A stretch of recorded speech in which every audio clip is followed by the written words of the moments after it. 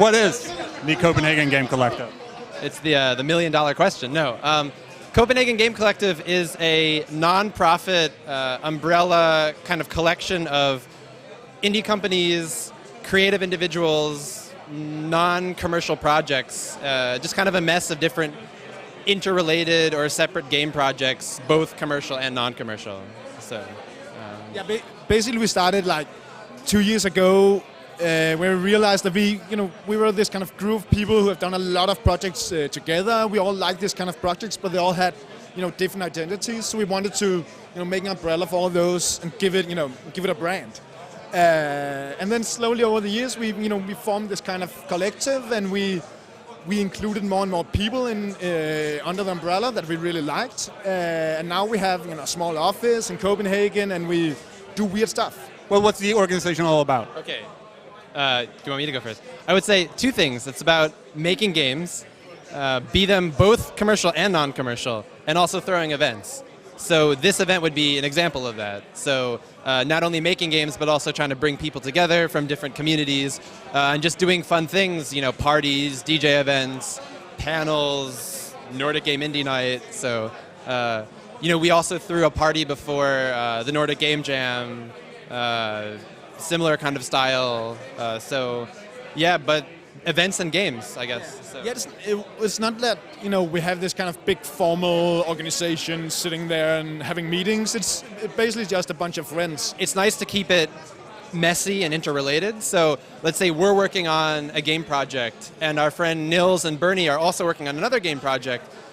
Maybe they need some kind of feedback on the game design, or maybe they need another artist to jump in for a month. So, they could pull somebody, one of their friends, also from the office next door.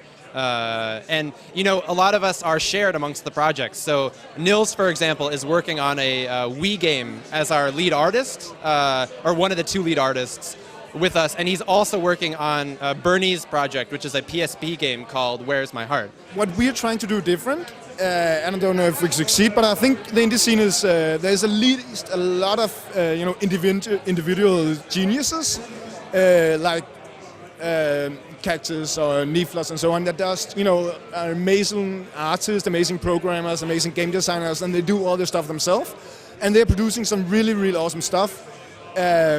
We just like to work with each other, so we have bigger teams. We enjoy not being this kind of lonely artist having one creative vision and realizing that. We enjoy being much more messy. So I don't know if this is typical or not, but we are at least trying to take this approach. The indie scene has evolved a lot, in the last 2-3 years. We have just been at GDC this year, and it was all about the indie scene.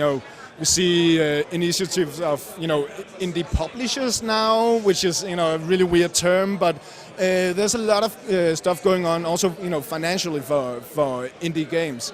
So it's really hard to say. My guess is that we'll see a much more games bridging the space between AAA stuff and indie stuff. We see publishers now really putting a lot of money in indie games. One of our neighbors, the Limbo Playdead, who has made the Limbo game, is a really big budget game, but it's still an indie game. It has this indie spirit, it wins awards and so on, but it's bigger money. So definitely one thing is that there'll come bigger money in the indie scene. Yeah.